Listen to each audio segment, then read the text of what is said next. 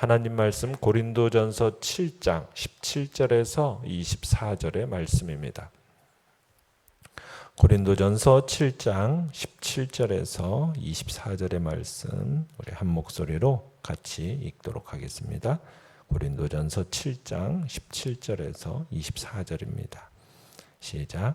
오직 주께서 각 사람에게 나누어 주신 대로 하나님이 각 사람을 부르신 그대로 행하라.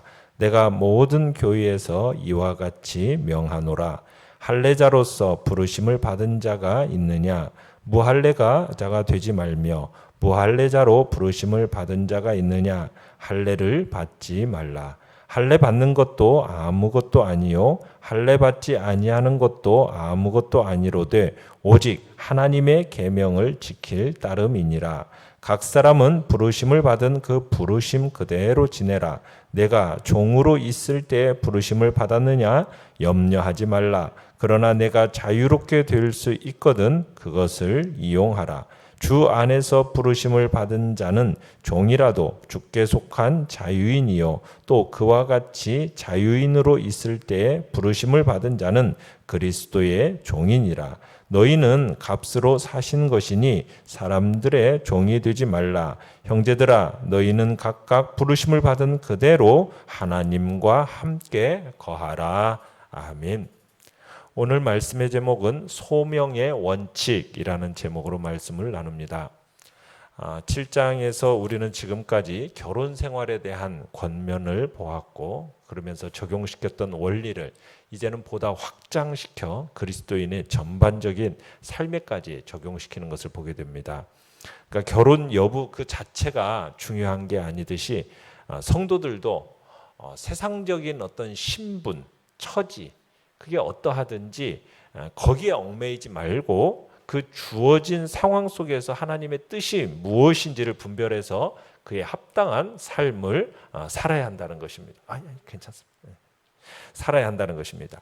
자, 내용 관찰 문제 1번을 보시면요. 할례자 혹은 무할례자에게 하나님의 부르심에 대해 각각 어떠한 가르침을 주고 있습니까? 자, 18절, 19절을 보시면요. 바울은 할례자로 부름받은 성도는 무할례자가 되지 말고 무할례자로 부름을 받은 성도는 할례를 받지 말라. 지금 그렇게 얘기하죠. 자, 여기서 할례자라는 것은 유대인 출신 성도를 가리키는 거고요. 그래서 무할례자라는 것은 이방인 출신 성도를 가리키는 겁니다. 이 초대교회 당시에는 이 할례라는 문제가 매우 중요한 문제로 이렇게 나타났어요. 당시 유대인 출신의 성도들은 할례를 받아야 구원받는다 이렇게 생각을 했어요. 그래서 이방인 출신 성도들에게도 할례를 강요했고요. 그에 따라서 이방인 출신 성도 중에는 할례를 행하는 사람들이 있었다는 얘기입니다. 바울은 바로 이런 상황 속에서 지금 부름받은 당시의 모습을 그냥 그대로 유지하도록 요구하고 있는 겁니다. 그러면서 할례나 무할례는 19절에 보면은 할례나 무할례는 아무것도 아니라는 거예요. 다만 하나님의 계명을 지키는 것이 중요하다. 지금 이렇게 역설하고 있어요. 그러니까 성도에게 있어서 외적인 변화가 중요한 것이 아니라 내적인 변화가 중요하다는 이야기를 하고 있는 겁니다. 여기서 계명을 지킨다라는 것은 모세의 율법을 지킨다는 말이 아니라 성도들이 하나님께 부르심을 받은 그 형편과 처지를 따라서 복음에 순종해서 믿음과 사랑으로 자신이 처해 있는 그 생활 여건을 그대로 받아들이는 것. 지금 이것을 강조하는 것이 계명을 지킨다라는 말입니다. 자, 내용 관찰 문제 2번을 보시면요. 이어서 종 혹은 자유인 자에게 하나님의 부르심에 대해 가르치고 있는 내용은 무엇입니까? 21절에서 23절로 보시면은 바울은 먼저 내가 종으로 있을 때 부르심을 받았느냐? 염려하지 말라. 이렇게 얘기하고 있어요. 염려하지 말라. 이게 무슨 얘기냐면 노예가 된 신분에 대해서 너무 비관하지 말라는 뜻입니다. 왜냐하면 22절에서 그렇게 얘기하죠. 주 안에서 부르심을 받은 자는 종이라도 주께 속한 뭐다? 자유인이다. 이렇게 얘기하고 있어요. 자유인이다. 그렇다고 해서 바울이 종된 자들에게 그러면 평생 그냥 종으로 지내라 이렇게 하는 말은 아니에요. 오히려 21절에서 이렇게 하죠. 그러나 내가 자유롭게 될 수 있거든 그것을 뭐 해라? 이용하라. 이렇게 말하고 있으니까요. 자, 그러니까 주 안에서 부르심을 받은 자는 22절에 그렇게 또 얘기하죠. 주 안에서 부르심을 받은 자는 뭐라고 얘기하고 있습니까? 종이라도 주께 속한 뭐다? 자유인이다. 이렇게 얘기하고 있단 말이에요. 자, 그리스도 안에서 부르심을 입은 자는 비록 육적 신분이 종이라 할지라도 사실은 이 세상 어떤 자유인이 누리는 자유보다도 더 크고 더 복된 자유를 누리는 자유인이라는 거예요. 어째서 그렇다라는 겁니까? 그 이유는 먼저 우리는 인간을 억압하는 폭군인 죄에서부터 자유를 누리기 때문입니다. 하나님의 진노와 하나님의 심판에서부터 자유를 누리기 때문이에요. 율법의 그 무거운 짐에서 자유를 누리기 때문입니다. 또 천국의 진리를 알고 천국을 약속받은 바 세상의 그 불행감과 세상의 염려에서부터 자유를 누리기 때문이에요. 천국의 유업을 받은 자이기 때문에 우리는 자유인이라는 거예요. 그래서 그리스도 안에 있는 사람은 영원한 자유인입니다. 우리가 처한 어떤 신분과 형편이 어떠하든지 우리는 더 영원한 자유인이라는 거예요. 왜요? 23절에서 너희는 값으로 사신 것이니 하나님께서 우리를 값주고 사셨기 때문이라는 겁니다. 그러므로 우리는 자유인으로서 책임감 있게 이제 살아가면 되는 거예요. 무슨 일을 하든지 종과 같이 억지로 하는 게 아니라 이제는 자유인답게 기쁨으로 그렇게 해야 한다는 얘기입니다. 자, 22절에서 자유인이라도 그리스도의 종이다 이런 표현을 쓰고 있죠. 자유인으로 있을 때 부르심을 받은 자는 뭐다? 그리스도의 또 종이다 이렇게 얘기하고 있어요. 그러니까 이 자유인은 노예가 아닙니다. 시민권을 가진 자유인을 뜻하는 거예요. 자, 그런데 그런 자유인도 그리스도 안에서는 뭐라는 거예요? 그리스도의 종이라는 거예요. 왜 그래요? 23절에서 성도는 하나님께서 그리스도로 말미암아 값주고 사신 자들이기 때문에 우리는 누구의 종이다? 그리스도의 종이라는 거예요. 아무리 자유인이라 하더라도 주님을 알기 전에는 어떤 존재들이었습니까? 모두 사탄의 종로로 타던 자들이었고 죄악의 권세 아래서 종로로 타던 자들이었어요. 이런 죄의 종들을 하나님께서 그의 독생자이신 예수 그리스도의 피값을 주고 우리를 사셨어요. 그래서 이제 우리는 모두 다 누구의 종이 된 자들이라는 겁니까? 그리스도의 종이 된 거예요. 그리스도의 그 의의 종이 되고 그리스도께 고용된 의의 군사들이 된 겁니다. 그러니까 우리는 우리 게 아니에요. 그리스도의 거예요. 우리 모두는 그래서 그리스도의 종된 신분임을 잊지 말아야 되고 거룩하신 그리스도의 종으로서 그리스도를 따라서 이제는 겸손과 사랑과 의와 진리를 행하면서 이제 살아야 한다는 얘기죠. 자, 영과 묵상 문제 3번입니다. 자, 이러한 내용을 부르신 그대로 행하라고 반복적으로 말하면서 제시하는 바울의 의도는 어디에 있다고 생각합니까?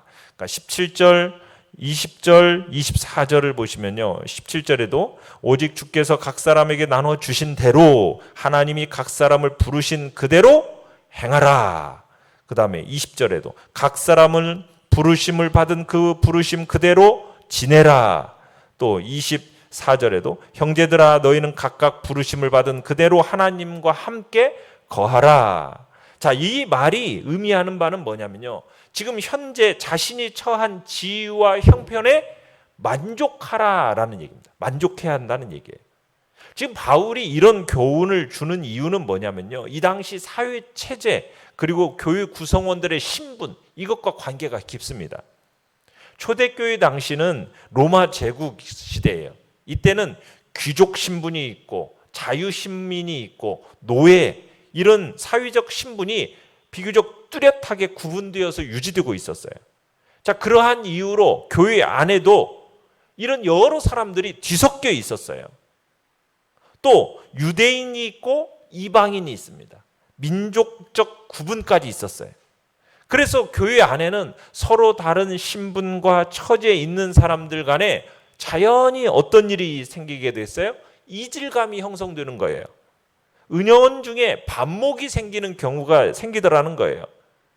뿐만 아니라 이런 성도들 중에 그리스도인의 자유라는 이것을 내세워 가지고 이런 사회 질서, 이 사회 질서와 신분 제도를 무시하고 그러면서도 어떤 시민적인 의무까지도 회피하려는 사람들이 생기더라는 거예요. 자, 이에 대해서 바울은 그냥 삶의 궁극적인 목적이 어떤 세속적인 신분, 처지 이것을 향상시키려는 데 있는 게 아니라는 거죠. 우리는 그 하나님의 부르심에 합당하게 행하는 데 있다라는 것을 지금 밝히고 있는 겁니다. 그러면서 성도들로 하여금 네 현재 신분, 네 현재 형편 이것에 만족하면서 네가 해야 할 도리를 다해라. 지금 이것을 촉구하고 있는 것입니다. 물론 바울은 지금 성도가 현재의 상태를 발전시키고자 하는 어떤 노력까지도 금해야 된다. 지금 그 의미로 이 말을 하는 것은 아닙니다. 성도는 물론 자기 발전을 위해서 노력해야지요. 지금 다만 바울이 경계하는 바가 뭡니까? 그리스도인이 되었다라는 이유만으로 어떤 모든 삶의 처지와 형편이 바뀌어야 한다고 생각하면서 어떤 자기의 처지와 형편을 무시하고 무조건 현재보다도 더 나은 처지와 형편만 얻으려는 이 태도에 대해서 얘기하고 있는 겁니다. 그러니까 성도가 자기 발전을 꾀하는 것은 옳은 일이지만 현재 형편과 처지를 아예 무시해버리고 부정하고 그리고 보다도 더 좋은 직업, 신분 상승 이것을 기대하는 것은 하나님의 섭리를 무시하는 악한 태도라는 것을 얘기하는 겁니다. 그러니까 지금 우리는 하나님께서 주신 그 현재 직업에 충실해야 되는 것이고 현재 처한 그 사회적 신분에 감사하면서 열심히 노력해야 할 것을 이야기하고 있는 겁니다. 그런 가운데서 자기 향상을 위한 노력까지도 아끼지 말아야 하겠죠. 그렇게 되면 하나님이 때가 되면 성도에게 더 좋은 형편, 더 좋은 처지를 허락하실 걸로 우리는 믿는 거죠. 우리에게 주어진 처지와 형편에 대해서 너무 비관하고 그것을 너무 그냥 바꿔내려고 하면서 그것에 불만하는 것이 아니라 있는 자리에서 하나님이 부르신 그 자리에서 우리는 최선을 다하면서 내가 해야 할 일을 감당해야 될 것을 지금 바울은 얘기하고 있는 것입니다. 느낀 점 4번입니다. 자신이 처한 상황 속에 부르신 하나님의 소명을 붙잡으라는 가르침은 당신에게 어떠한 의미로 다가옵니까? 자, 하나님께서는 우리가 당신의 자녀로 부름을 받았을 때 이 세상을 초월하는 어떤 비현실 존재로 살아가기를 원하지 않으신다라는 것을 느끼는 거예요. 그러니까 이 하나님의 진리라는 것은 분명 우리의 시 공간을 초월하는 것이기는 하지만요. 그 진리를 붙잡은 인간들은 이 살아있는 한 시공에 제한될 수밖에 없는 존재예요. 이 사실을 누구보다 잘 아시는 분이 하나님이란 말입니다. 그러니까 하나님의 그 부르심이라는 것은 어떤 특별한 예외적 상황을 제외하고는 부름받은 그 상황 속에서 감당해야 할 소명인 겁니다. 그러니까 이런 원리를 가지고 우리 그리스도인들은 자신의 삶의 그 정황을 바라본다면 우리가 근본적으로 이 세상에서 빛과 소금된 자신의 역할들을 좀 더 효과적으로 수행할 수 있겠지요. 더 나아가서는 사회를 변화시키고 이 땅에 하나님 나라의 영광을 드러낸 일을 하게 될 거란 얘기입니다. 그래서 우리는 시 공간 속에서 하나님이 부르신 그 부름의 상황 속에서 감당해야 할 이 소명이 무엇인가? 우리의 삶의 정황을 있는 그대로 바라보면서 우리는 그 자리에서 우리가 빛과 소금의 역할을 충성스럽게 감당하는 자가 되어야 될 것을 지금 성경은 얘기하고 있는 겁니다.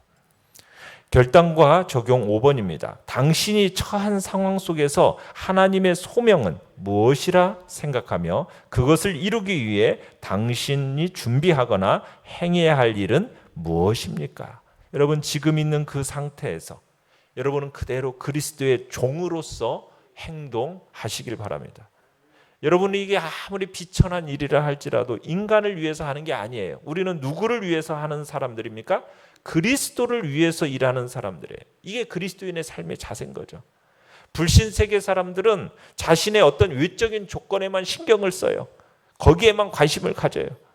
내가 얼마나 많은 것을 가진 자가 되었냐, 내가 얼마나 많은 사람들에게 영향력을 끼치는 존재가 되었냐, 여기에만 신경을 쓰는 거예요. 그러나 우리는 내가 어떤 처지에 있든지 나는 하나님의 종, 그리스도의 종이다. 우리는 하나님의 뜻에 순종하는 것에 관심을 두어야 되는 거죠. 우리는 이것이 불신자와 성도의 가치관이요, 가치관의 차이라는 것을 생각하시면서 내가 있는 이 처지와 상황 속에서 하나님이 나를 부르신 부름에 합당하게 하나님의 뜻을 분별하면서 그 뜻에 순종하며 살아가는 것이 바로 우리 그리스도인들이 살아가야 할 삶의 모습이라는 것을 이야기하고 있는 것입니다. 오늘의 기도 같이 읽겠습니다. 시작. 나의 처지와 상황 속에서 하나님의 소명을 옳게 분별하며 순종하는 자가 되게 하소서. 아멘. 말씀을 생각하면서 기도하시고요. 연약한 우리의 지체들을 위해서 기도해 주시기 바랍니다. 하나님의 긍휼과 자비하심이 우리 안에 나타나고 이 다가오는 맥주 감사절 기념주의를 통해서 하나님이 우리에게 베푸신 은혜가 얼마나 크고 놀라운지를 다시 한번 확인하고 감사와 찬양을 경배를 올려드리는 복된 시간, 이 시간 되시길 바랍니다. 주여, 우리 세 번 부르짖